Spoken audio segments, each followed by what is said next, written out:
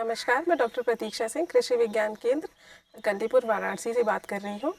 आज मैं आपके सामने उपस्थित हूँ प्राकृतिक खेती से संबंधित जो जीवामृत है उसके बारे में बताने के लिए। जो बनाने की प्रक्रिया है वो तो बहुत आसान है, जिसमें आपको 200 लीटर पानी में और देशी गाय का गोबर, देशी गाय का मूत्र और बेसन डालना है और एक मुट्ठी के लगभग या 100 ग्राम के लगभग आपको मिट्टी इसमें डालना है और इसको क्लॉकवाइज डायरेक्शन में मिलाना है। तो इससे आपका जीवामृत बनके तैयार हो जाता है। जो ध्यान देने योग्य बातें इसमें जो आती हैं वो इम्पोर्टेंट ये है कि इसको आपको बोरे से ढक के रखना है, जिससे आप इसको बरसात के पानी से या कोई इम्प्योरिटी चला सके उससे आप बचा के रखेंगे।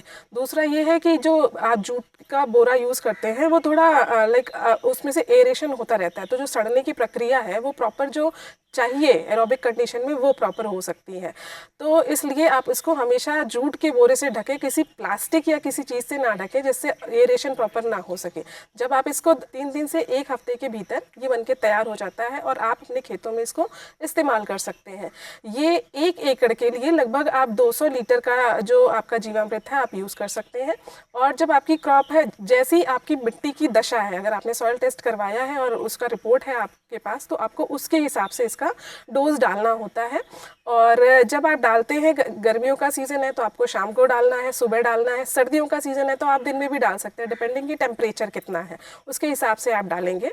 और गर्मी के मौसम में सुबह और शाम को ही स्प्रे करेंगे। सर्दियों के टाइम में आप इसको दिन में भी स्प्रे कर सकते हैं। टेम्परेचर आपका बहुत ज़्यादा नहीं होना चाहिए, क्योंकि इसमें जो जीवाणु हैं वो ख़राब हो जाएंगे, तो फिर जो इसका इफ़ेक्ट है वो नहीं रह पाएगा।